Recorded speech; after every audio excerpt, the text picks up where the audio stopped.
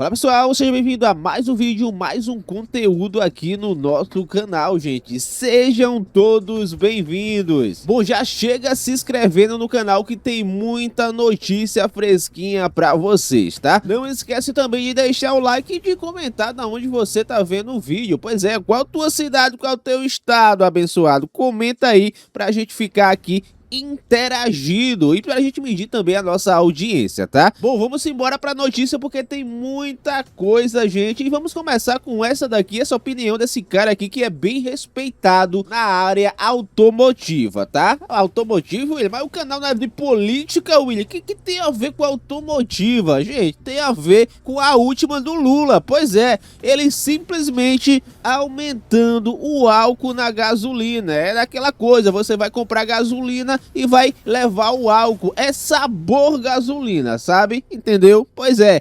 Olha só o que esse cara falou, gente, porque o Lula resolve fazer as coisas tudo na canetada, sem estudo nenhum. E quem se lasca? É só você. Pois é, principalmente você que tem o carro só a gasolina. Lascou pra tu, tá? Eu vou logo adiantando aqui que lascou pra tu. E você que tem carro a álcool e a gasolina, você se lascou também porque seu carro vai consumir mais a partir de agora. Olha só isso. A irresponsabilidade do Ministério de Minas e Energia dessa vez ultrapassou todos os limites, porque ele declarou que a gasolina vai ter 32% de etanol ainda este semestre, como se não foram realizados os testes previstos na Lei do Combustível do Futuro, porque ou tem viabilidade técnica ou não tem.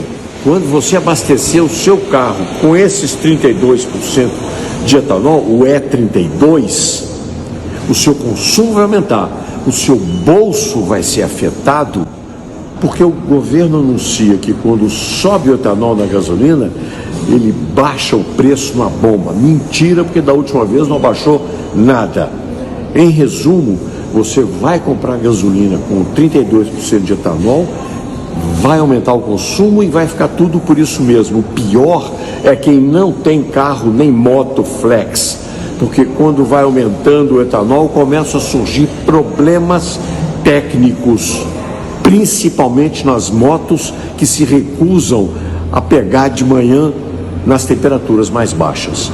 Mas o Ministério de Minas e Energia não está muito preocupado com quem tem carro ou moto com motor que só queima gasolina. É isso, gente, o brasileiro só se lasca com o governo Lula, tá aí. Nem carro a gente pode ter mais, pois é, já não podia antes, tá? Porque a gente pagava metade de um carro para o governo. Metade de um carro é pra Janja viajar de avião, pois é, para as viagens da Janja. Agora, além da gente pagar metade do carro pra Janja, a gente não pode andar de carro porque vai queimar o motor, vai fundir o motor aí. E a gente vai pagar mais na gasolina porque vai começar a gastar mais. É aquela ilusão, né? A gente paga menos na bomba e no final também a gente consome menos. Pois é, e pra quem tem carro só a gasolina, aí lascou de vez. Pode ser que você chegue de manhãzinha aí, o carro tá geladão e você nem consiga ligar o seu carro, tá? Tá complicado as coisas. Bom, mas vamos para mais notícia aqui. Olha só, gente, vamos falar de notícia boa. Simplesmente o melhor governador do Brasil, Tarcísio de Freitas, vai fazer aí uma nova linha de trem, gente. Simplesmente ele disse que vai ser o trem mais rápido do Brasil. E da onde vai sair? Me diz aí, comenta aí se tem alguém de Campinas aí. Pois é, Campinas. O seu governador vai fazer um trem sair de Campinas e até São Paulo, sendo o trem mais rápido do Brasil, gente. O homem trabalha. O sobrenome do homem é Trabalho. É Tarcísio Trabalho de Freitas. É isso, olha só.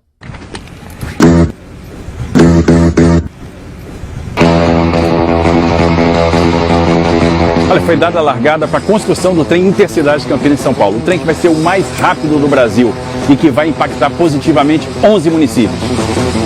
Há 25 anos passava por esses trilhos o último trem levando passageiros de Campinas em direção a São Paulo. O fim de uma era que deixou muita saudade. Mas como não se vive só de nostalgia, não vamos simplesmente ressuscitar uma linha ferroviária. Nós vamos fazer melhor, com mais tecnologia, vamos retomar de vez as ferrovias de passageiros em São Paulo e no Brasil.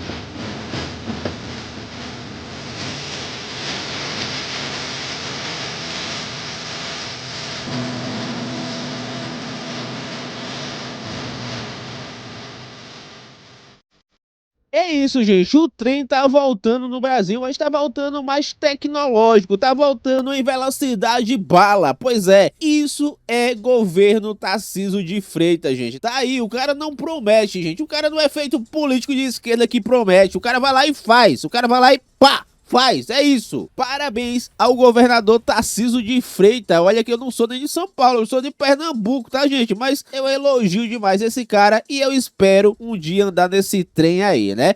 Tem alguém de Campinas aí pra me convidar pra conhecer São Paulo, gente? Tem alguém aí? Comenta aí embaixo. Bom, vamos para mais notícia aqui. Olha só, gente. Simplesmente o Zema deu algumas sugestões para os novos cargos de ministro do STF. Pois é, o Zema tá empenhado a isso, gente. Ele quer fazer realmente mudanças no STF. Olha só as novas ideias que ele trouxe. Eu quero que vá para o judiciário quem tiver 60 anos ou mais. Eu falo que estar no Supremo Tribunal Federal é o equivalente a ser papa dentro do sistema judiciário. Não se vê papa com 30, 35 anos de idade. Papa é o coroamento de uma longa carreira e ser ministro do Supremo, a mesma coisa. Você já limita a 15 anos o máximo que essa pessoa iria ficar dentro do Supremo. Outro ponto, a indicação precisa mudar.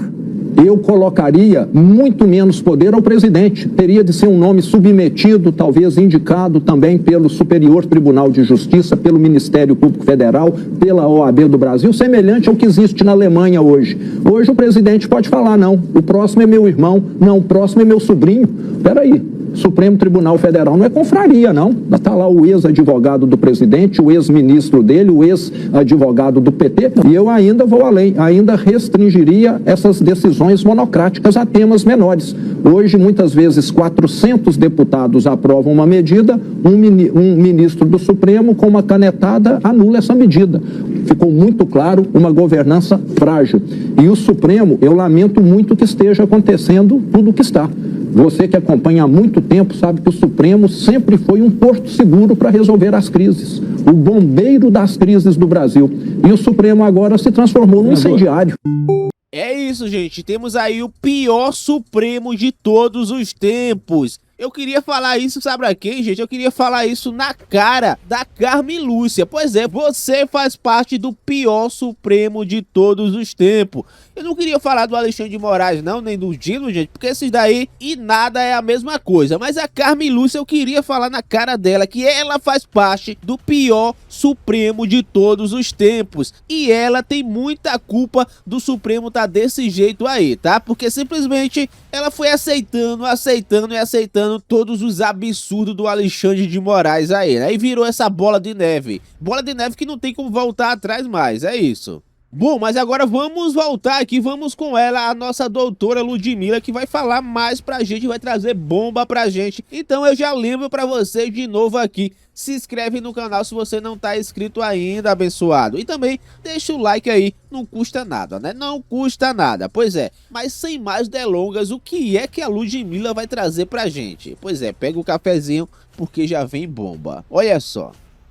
Bom, mas o mais provável, me parece, é que a indicação fique para o próximo presidente.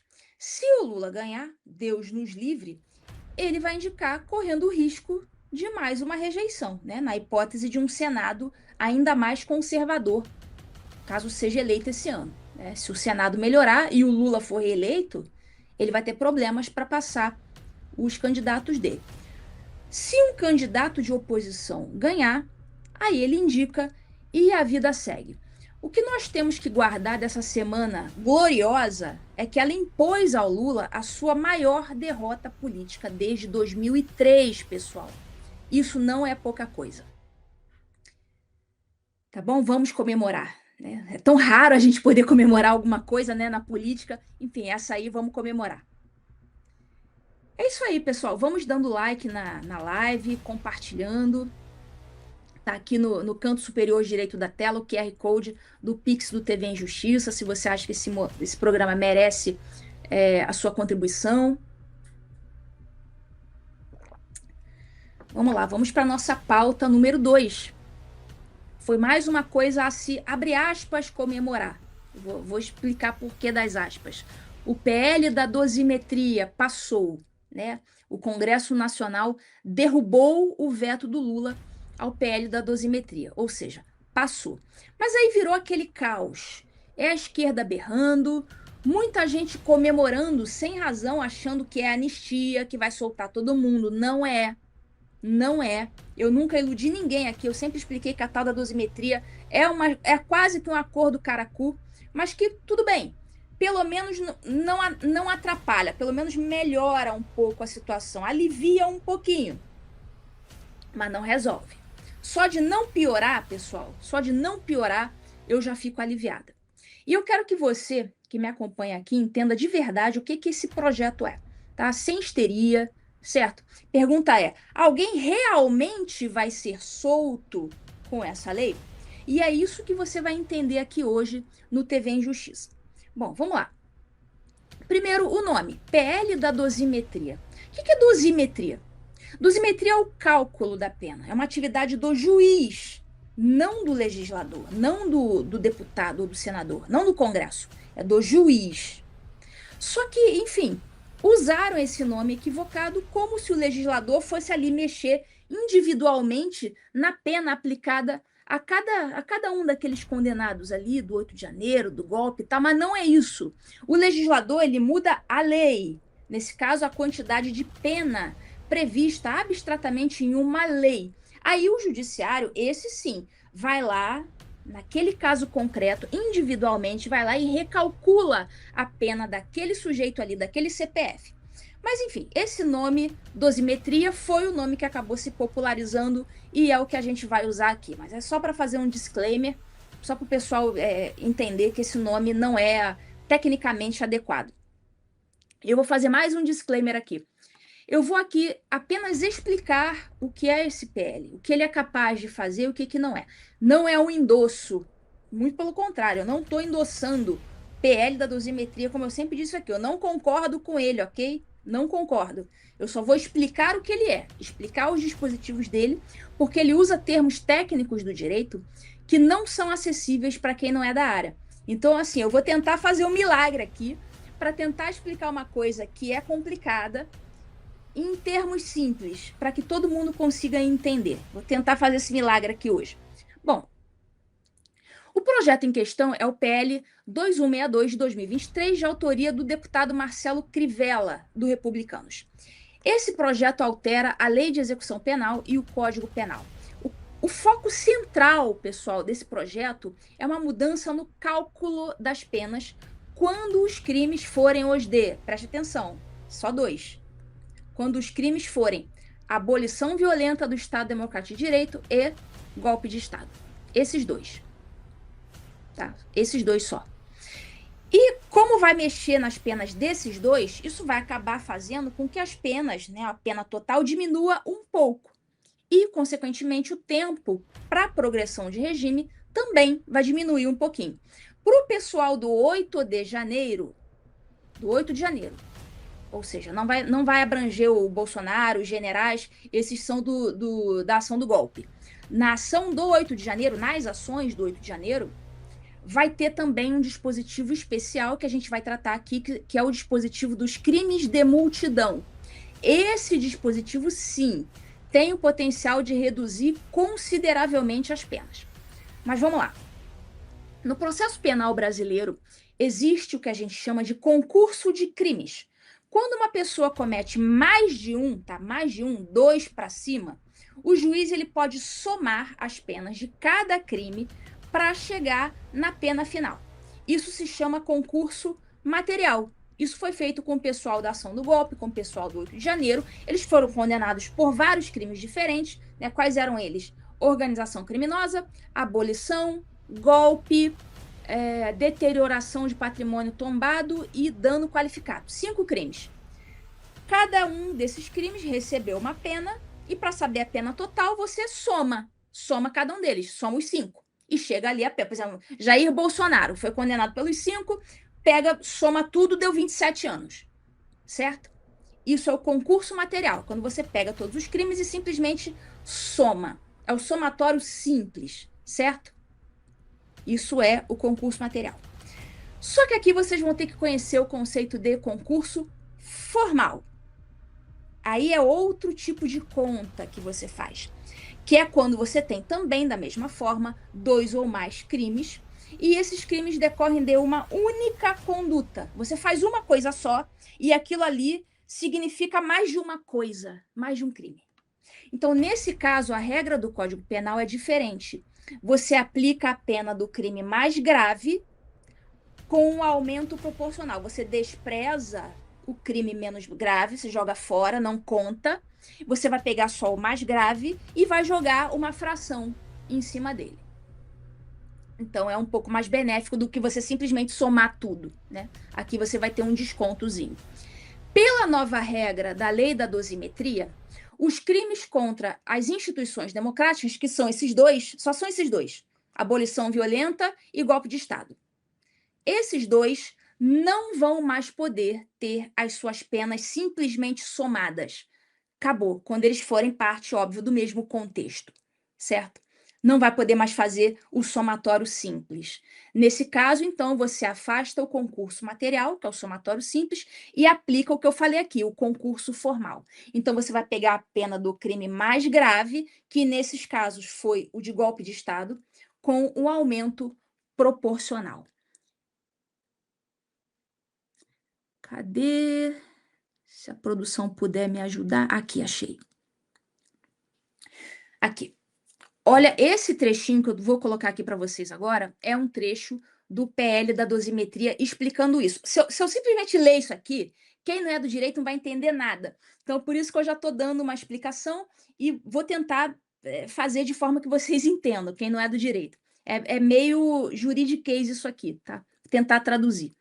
Quando os delitos desse capítulo estão inseridos no mesmo contexto, a pena deverá ser aplicada, ainda que existente desígnio autônomo. Desígnio autônomo é quando você pratica uma conduta só, mas querendo praticar, você pensou, você teve a intenção de querer praticar mais de um crime. É o desígnio autônomo.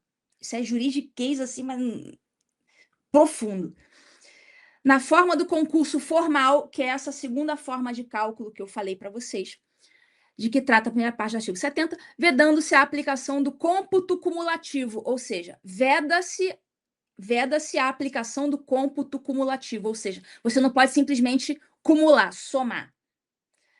Previsto na segunda parte desse dispositivo, no artigo 69, que é o concurso material. Ou seja, pessoal, esse projeto está dizendo o seguinte: se a pessoa cometeu esses dois crimes, só vale para esses dois, dentro do mesmo episódio, no mesmo contexto, você não vai poder somar as penas dela, desses dois, como se fossem crimes completamente independentes, não. Você vai pegar a mais grave, que vai ser a que ficou com a pena maior, nesses casos foi a de golpe de Estado, e vai acrescentar de 1/6 até a metade. Aí o juiz escolhe, dentro desse intervalo de fração, a fração que ele vai achar adequada, certo? Não precisava desse dispositivo. O Código Penal ele já prevê o concurso formal nessas situações. Mas vocês sabem, quando se trata de STF, a lei tem que vir ainda mais clara. Senão eles fingem que não viram, fingem que não entenderam. A lei já dizia isso. Mas, enfim, agora eles estão esclarecendo, estão dizendo com todas as letras. Não é para somar, é para aplicar o concurso formal, ou seja, despreza o crime da abolição, fica só com o do golpe de Estado acrescentada de uma fração. Simples assim. Agora vamos ver o dispositivo que realmente vai ajudar mais profundamente a reduzir as penas. Esse é mais efetivo. É esse artigo aqui. Quando os crimes previstos nesse capítulo forem praticados em contexto de multidão, a pena será reduzida de 1/3 a 2/3, desde que o agente não tenha praticado ato de financiamento ou exercido papel de liderança. Certo? Vamos lá. Então, aí está dizendo, crimes cometidos em contexto de multidão. Então, nesse caso, os crimes de abolição e golpe devem ter a pena reduzida entre 1/3 e 2/3, ou seja, quem receber uma redução, por exemplo, de 2/3, o juiz que vai escolher. Vai eliminar aí mais da metade da pena. Então, é uma redução substancial da quantidade de pena. Agora, veja aí. Em ambos os casos, o infrator não pode ter financiado ou exercido papel de liderança. Tá? Então, isso aqui vale para crimes em contexto de multidão. Então, a Débora do Batom vai ser beneficiada com esse dispositivo aqui? A Débora vai. O Jair Bolsonaro vai? Não, porque ele não estava no contexto de multidão. O Felipe Martins vai? Não, porque ele não estava no contexto de multidão. A Fátima de Tubarão vai? Vai. A Fátima vai. Vocês estão entendendo? Agora eu pergunto para vocês, e o senhor Alcides Ram, que foi aquele senhor que contribuiu com R$ 500 para pagar ônibus? O senhor Alcides, ele vai se beneficiar desse dispositivo? Não, por quê? Está escrito aí, esse dispositivo não vai ser aplicado a quem tenha praticado o ato de financiamento. Ele deu R$ 500. Então, o senhor Alcides não vai ser beneficiado com essa baita diminuição de pena. Ele vai ser considerado financiador. Não vai receber o benefício. A gente já vai tratar do cálculo. Aguenta só mais um pouquinho aí. Um outro ponto importante do projeto, vocês verem, por isso que eu estou dizendo, esse PL da dosimetria, tá, ajuda no momento, mas a gente tem que virar essa página, a gente tem que passar agora para anistia, para depois um dia, né, a gente conseguir a anulação de tudo. Parece que é uma escadinha que você tem que ir subindo, né? Aí consegue primeiro a dosimetria, aí agora a gente vai sim, agora sim, começar a lutar pela anistia propriamente dita, né? Você vê que não resolve, é muita injustiça, continua em vigor.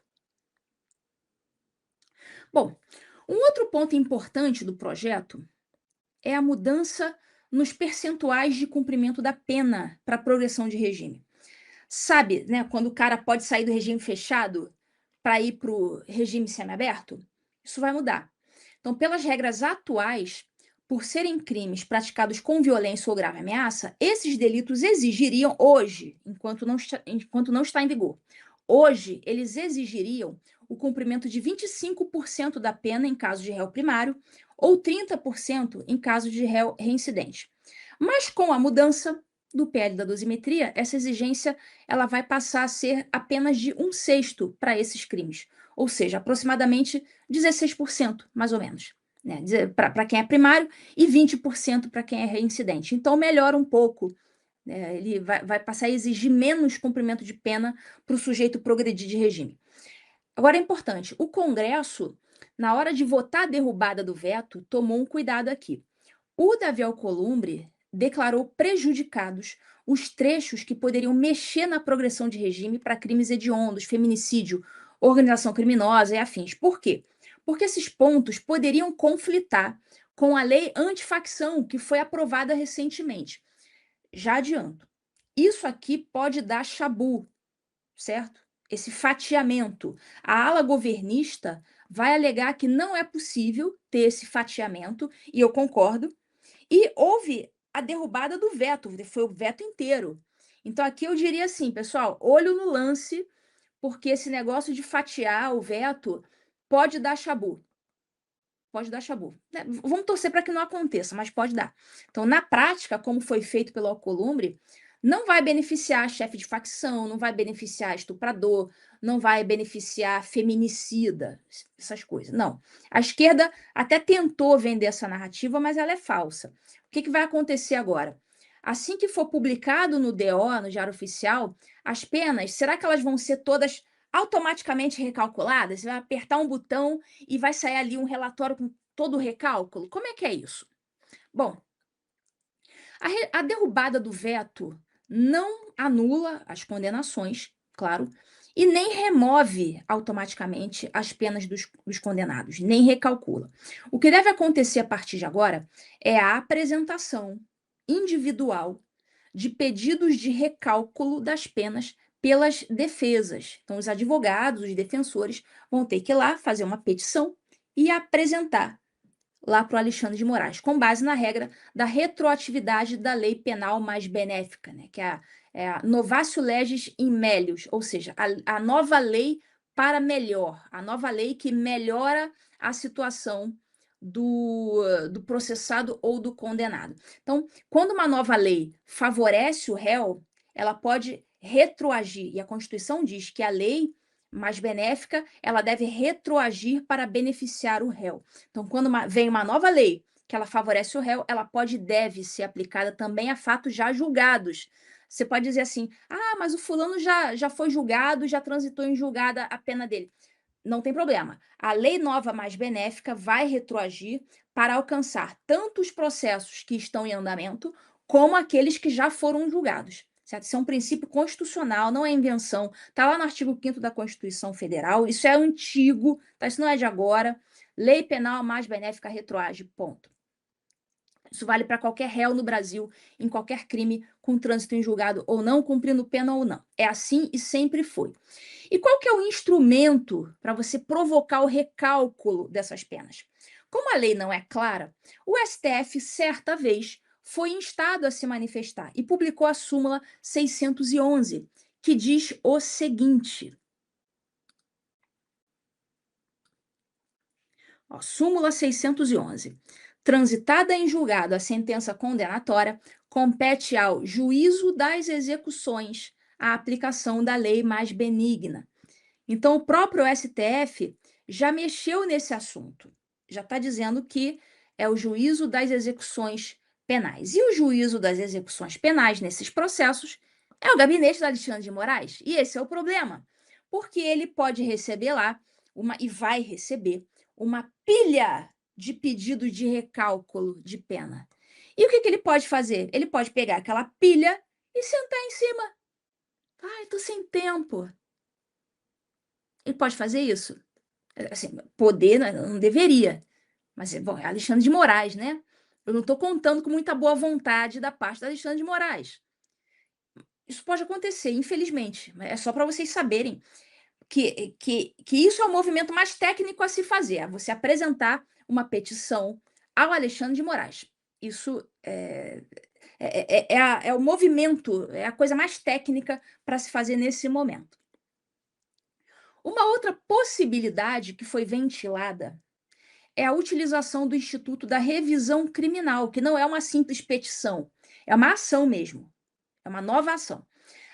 Só que a revisão criminal tem problema, ela se refere a fatos, descobertas de novos fatos e circunstâncias. Por exemplo, você descobre que o sujeito tinha um álibi e você só consegue provar aquilo ali anos depois dele ser julgado. Aí você entra com uma revisão criminal, se refere a fato.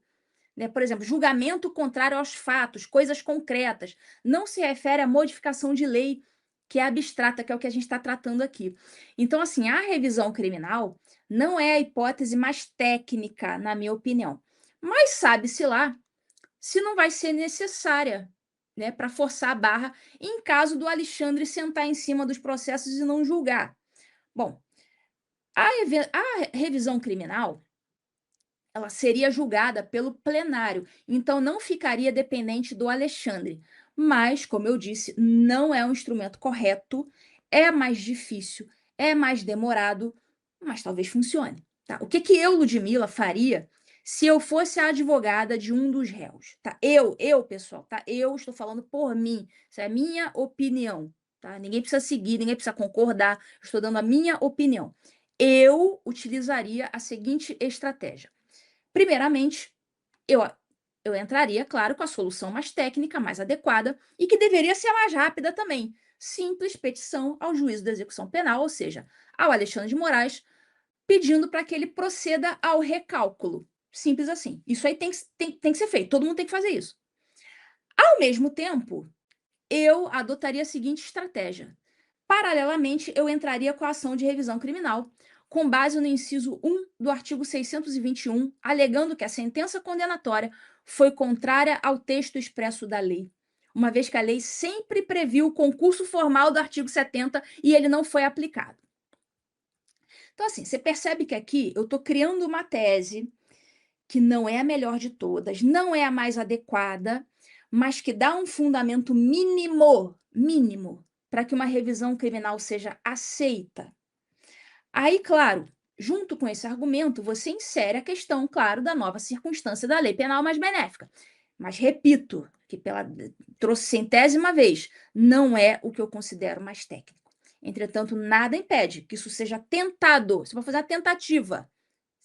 Seu braço não vai cair se você fizer a tentativa, né? Porque não há litispendência entre os dois instrumentos. Cada um deles, a petição ou a revisão, cada um deles tem fundamentos distintos. Não há impedimento para você entrar com os dois simultaneamente.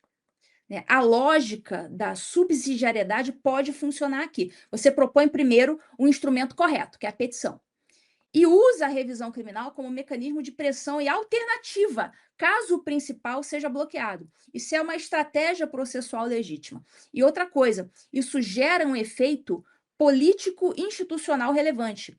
A revisão criminal, por ser julgada pelo plenário, retira o monopólio decisório do Moraes. Então, mesmo que seja mais difícil de prosperar no mérito, o simples fato de estar na pauta do plenário cria um constrangimento institucional relevante. Bom, mas vamos voltar aqui ao que interessa. E outra coisa, o primeiro que der certo, aí você vai lá e desiste do outro. Simples assim. Mas, bom, vamos voltar ao que interessa. As pessoas realmente vão ser soltas? Como não dá para fazer milhares de contas individuais aqui, eu separei 3 casos para analisar. O do Bolsonaro, o do Felipe Martins e da Débora do Batom. No caso específico do Bolsonaro, a pena dele era de 27 anos. E como eu expliquei para vocês, ele não vai receber a pena, ele não vai receber a diminuição do crime de multidão, porque não foi o caso dele. Então ele vai ficar só mesmo com o benefício do concurso formal entre abolição e golpe.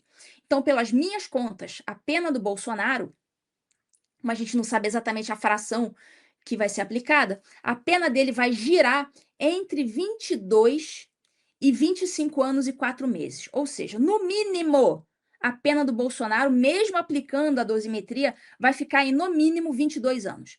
Então, com essa pena, ele teria que cumprir mais ou menos uns 6 anos no regime fechado. Como ele já cumpriu aí, sei lá, uns 8 meses, ele teria ainda mais uns 5 anos para cumprir no fechado até progredir para o semiaberto.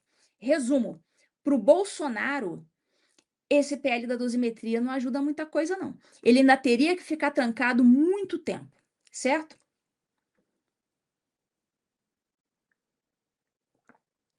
Vamos lá. Segunda situação que eu analisei, situação do Felipe Martins. Pro Felipe, aí ajuda um pouco mais. Tá? O PL da dosimetria ajuda um pouco mais. Eu fiz as contas dele. A condenação do Felipe foi menor que a do Bolsonaro. Tá? Do Bolsonaro foi 27 anos, do Felipe foi 21. Com a lei da dosimetria, esses 21 do Felipe vão cair para algo ali entre 16 e 18, para mais ou para menos. Com a progressão de 1/6, e considerando que ele já está preso há 2 anos e 2 meses, vai restar algo para ele cumprir no fechado ali mais ou menos entre 7 meses e 1 ano. Não é para ele ser solto, ficar livre, não. É 1 ano para ele ir para o semiaberto, tá certo? Para ele sair do fechado. Ou seja, pode ser que o Felipe já passe o Natal desse ano na casa dele, mas assim, no semiaberto, tendo que dormir na prisão. Mas vai ter direito a saidinha e tal, sem problemas. Agora, no terceiro caso aqui que eu calculei, que eu estou trazendo aqui para vocês, é o caso da Débora do Batom. O caso dela, ela já vai receber um benefício bem maior, porque o caso dela, como eu falei, é do crime de multidão. Então, ela vai receber aquele redutor, assim, poderoso, que o Felipe e o Bolsonaro não vão receber. Então, ela pegou uma pena de 14 anos e ela vai ser beneficiada com os 2 redutores, o do concurso formal e o do crime de multidão. Então, a pena dela vai cair para algo mais ou menos ali entre 6 e 9 anos e meio. Ela já está presa há 3 anos e 3 meses. Com a progressão de 1/6, ela precisaria cumprir entre 1 ano e 1 ano e 7 meses no regime fechado. Mas como ela já progrediu esse marco com folga, ela não iria nem mais para o semiaberto, ela já superou até o semiaberto. O caso dela já seria de regime aberto mesmo.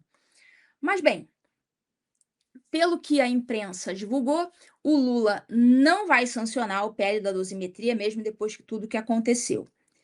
Tá aqui, ó. Após ter o veto derrubado pelo Congresso, o Lula não deve promulgar o PL da dosimetria. Tarefa caberá a Alcolumbre. É claro, pessoal, isso aqui, o Lula está querendo fazer pose. Isso aqui não vai ter efetividade nenhuma. Porque se o Lula não promulgar em 48 horas, a promulgação vai ser feita de qualquer maneira, só que por outra pessoa, pelo presidente do Senado. Isso aqui é uma norma da Constituição, tá? Tá lá, se o veto não for mantido, será o projeto enviado para promulgação ao presidente da República. Se a lei não for promulgada dentro de 48 horas pelo presidente da República, nesses casos, o presidente do Senado, Alcolumbre, a promulgará. E se este não o fizer, em igual prazo, caberá ao vice-presidente do Senado. Então, assim, na prática, essa conduta do Lula de não querer sancionar a lei e tal, é só para fazer uma média com o eleitorado dele. Só isso, não vai ter efetividade nenhuma. Tá bom, pessoal? Então, resumo. PL da dosimetria, tem que comer muito arroz e feijão ainda para que seja feita alguma justiça. Alguma. Então, bom, para mim já poderiam ter corrido atrás da anistia, mas falaram que só deu para fazer isso, então tá bom. Então agora é começar de novo. Agora pedir a anistia de verdade. De verdade. E depois um dia, quem sabe, havendo clima, havendo ambiente, atmosfera, aí o céu é o limite. Aí pede a anulação do processo, responsabilização penal do Moraes, etc. Todo mundo na cadeia. Os togados que abusaram da autoridade, que perseguiram pessoas. Aí vai ser a justiça sendo feita. Mas, por enquanto, não tem justiça, não. É só um alíviozinho. Deram uma migalha, tá? Em outras palavras, deram uma migalha pro pessoal da ação do golpe da Disney e para os presos do 8 de janeiro. Foi isso que aconteceu. Bom, vamos para a nossa pauta número 3 agora. Enquanto isso, por favor, deem um like na live, compartilhem nos grupos de WhatsApp para que o YouTube reconheça essa live como relevante e distribua para mais pessoas, tá certo? Vamos lá. Quem puder também colaborar com a live, tem o Pix aí no canto superior direito, tem o QR Code, Pix do TV Injustiça, tvinjustiçabr@gmail.com é a chave.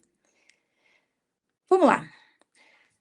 General Melancia tentou intimidar o Marcel Van Hatten. Vocês viram isso? Essa semana rolou um entrevero entre um General Melancia e o Marcel Van Hatten. Acho que todo mundo já sabe o que significa um General Melancia, né?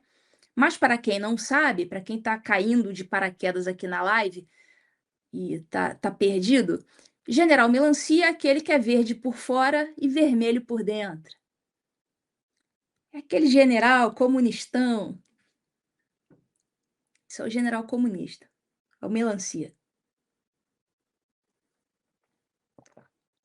Bom, então o vídeo que foi divulgado já começou mostrando os dois se estranhando e tal. Mas vamos assistir aqui e depois a gente comenta.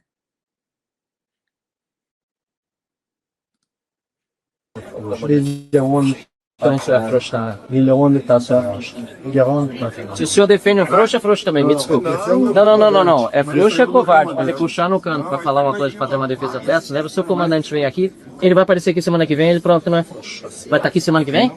Eu vou estar aqui. Não, o seu comandante, seu chefe, ali. Seu chefe não vem. Seu chefe não, é meu comandante. Eu tenho chefe e eu comandante. Com ele eu vou para guerra. Com ele eu vou para guerra. Vem para cá para... Bom, pessoal. É sinal da situação em que o exército Já está tudo bem. maravilhoso. Está tendo continência com o ladrão? Ele é o comandante supremo da sua força. Está tendo continência com o ladrão. Ele é o comandante supremo. Trouxa, segue ordens, o Alexandre de Moraes. Não, é o Alexandre de Moraes que manda nele, não. Na continência. É o Alexandre de Moraes que manda nele, não. Muito obrigado. Não é isso? Olha só. Comprovado. Olha. Pai, para! Ai, pai, para! Ai, senhor. Foi ótimo. O que dizer?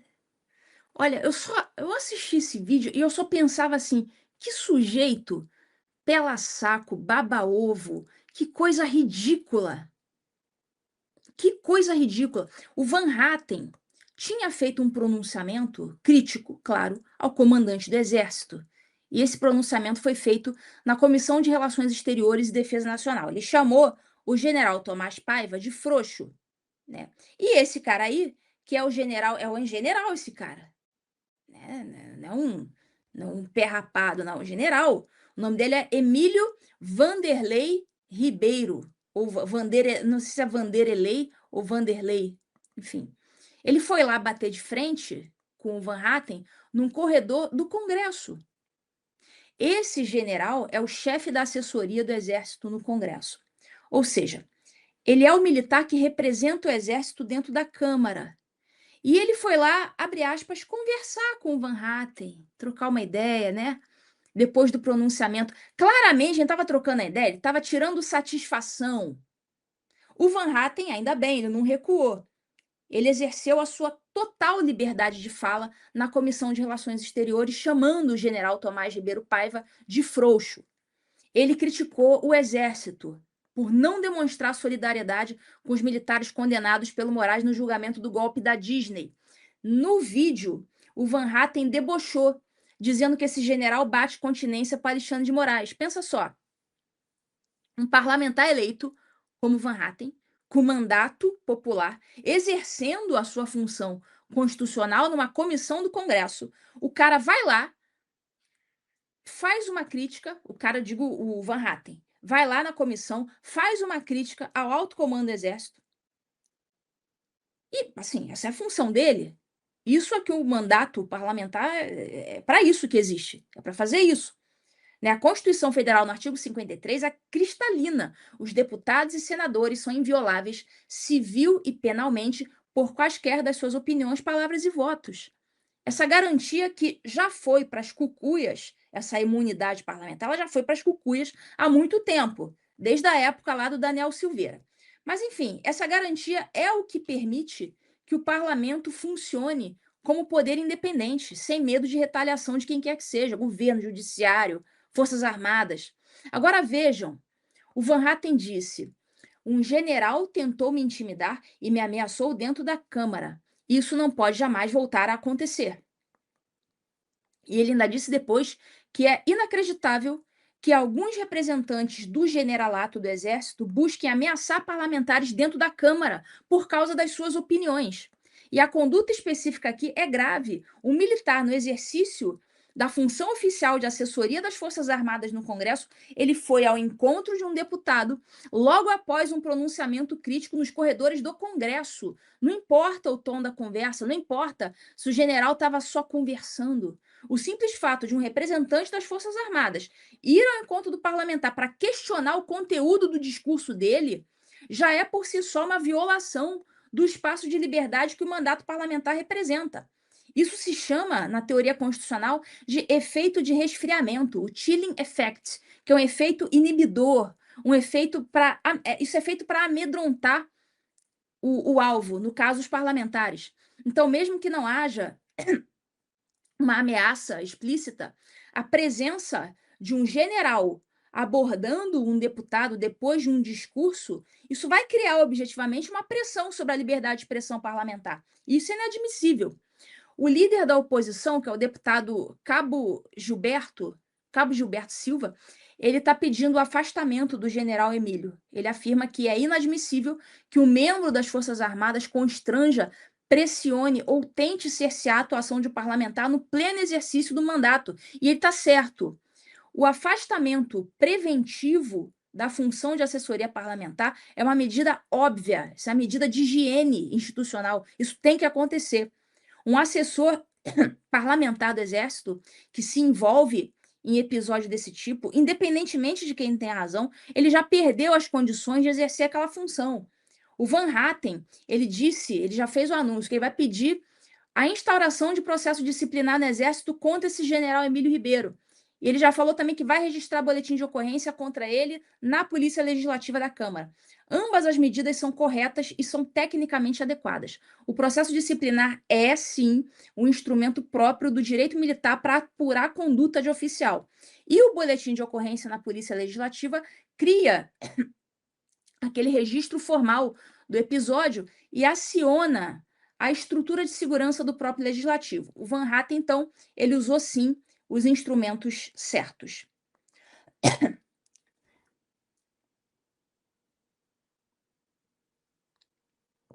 Que episódio ridículo, né? Lamentável.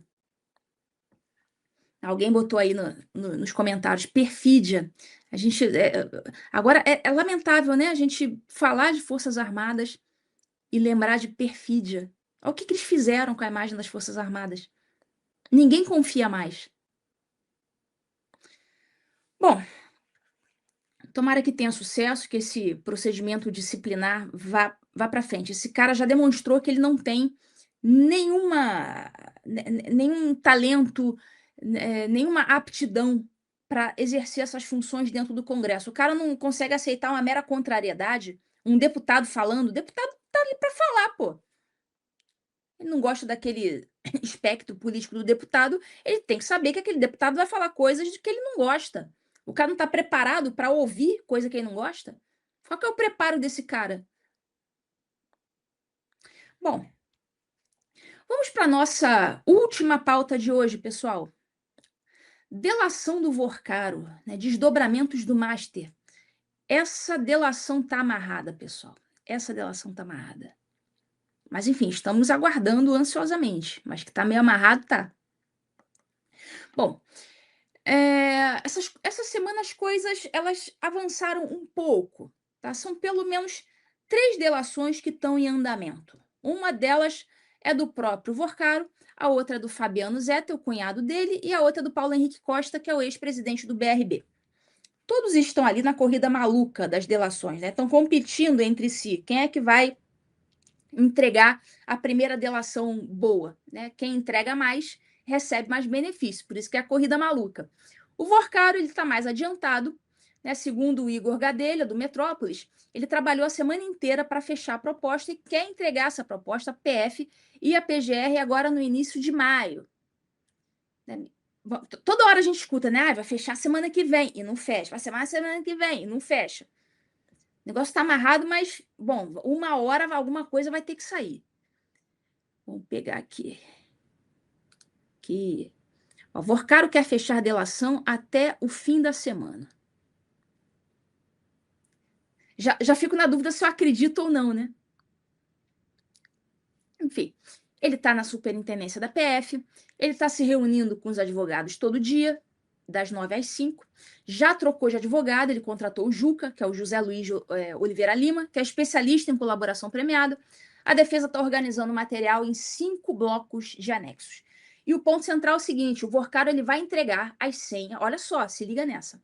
O Vorcaro vai entregar, está dizendo que vai entregar as senhas dos 8 celulares apreendidos, coisa que até agora ele estava se recusando a fazer. Vocês já pensaram que babado?